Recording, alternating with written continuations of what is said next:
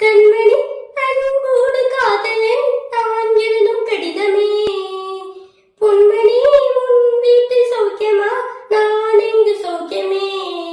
உன்னை எண்ணி பார்க்கையில் கவிதை கொட்டுது, அதை எழுத நினைக்கையில் வார்த்தை முட்டுது.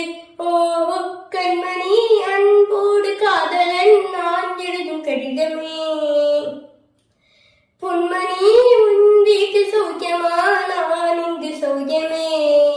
உன்னை எண்ணி பார்க்கையில் கவிதை கொட்டுது, அதை எழுத நினைக்கையில் வார்த்தை முட்டுது. ஓ